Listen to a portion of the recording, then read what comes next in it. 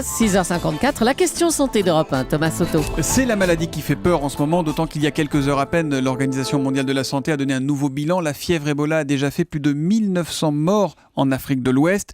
Fièvre qui sévit, qui donc sème la mort notamment au Libéria, en Guinée, en République démocratique du Congo ou encore en Sierra Leone. Bonjour Dr Kierzek. Bonjour Thomas. Alors expliquez-nous d'abord, parce qu'on a besoin d'une mise au point, là on est tous un peu en panique. C'est quoi exactement cette fièvre Ebola ?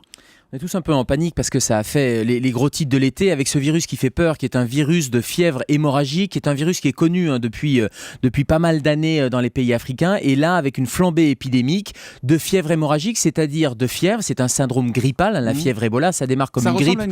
Ça ressemble à une grippe, ce qui pose d'ailleurs de vrais problèmes de diagnostic différentiel. C'est-à-dire toute la difficulté du diagnostic, c'est de faire la différence entre Ebola et autre chose, une grippe ou alors le paludisme en Afrique. Donc ça démarre par une grippe, 3-4 jours de fièvre, plus de 38,5 de température, des douleurs dans les articulations, comme quand vous avez la grippe. Et puis malheureusement, dans les formes les plus graves, une forme hémorragique, c'est-à-dire vous allez avoir des hémorragies cutanées, des diarrhées, parce qu'il y a des hémorragies digestives, et la situation va empirer malheureusement jusqu'au décès s'il n'y a pas de mesure de réanimation de prise. Alors ça commence comme une grippe, mais est-ce que ça s'attrape aussi comme une grippe ?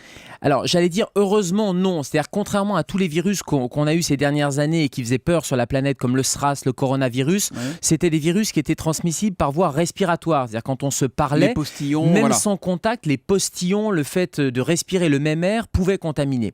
Et là, la différence avec Ebola, c'est que Ebola, si on est dans la même pièce, si je discute avec quelqu'un et qu'il n'y a pas de contact direct, c'est-à-dire je ne touche pas la personne, je ne touche pas ses fluides, sa sueur, il n'y a pas de risque de contamination et donc c'est quand même un facteur de protection parce que c'est une barrière naturelle. Alors on a une vision un peu apocalyptique d'Ebola, on a l'impression que dès qu'on est contaminé, sauf miracle, on est mort. Alors on a une vision un peu apocalyptique parce que les chiffres font peur effectivement avec des taux de mortalité qui sont entre 60 et 80%, mais dans un système sanitaire qui est un système sanitaire très appauvri en Afrique. Et c'est là tout... ça veut dire quoi ? Ça veut dire qu'on en meurt en Afrique parce qu'on n'est pas bien équipé, mais que si on est...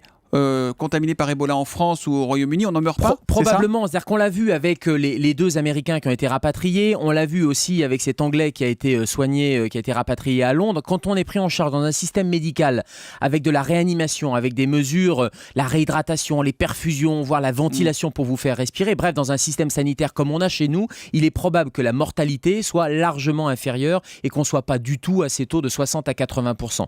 Ça veut dire qu'il ne faut pas s'inquiéter en France, il ne faut pas développer de psychose, il ne viendra pas en France Ebola ou Alors, pas de manière on ne peut dramatique. pas dire s'il ne vient pas en France. En tout cas, aujourd'hui, il n'y a pas de cas qui a été avéré. Il y a des cas qui ont été des cas suspects.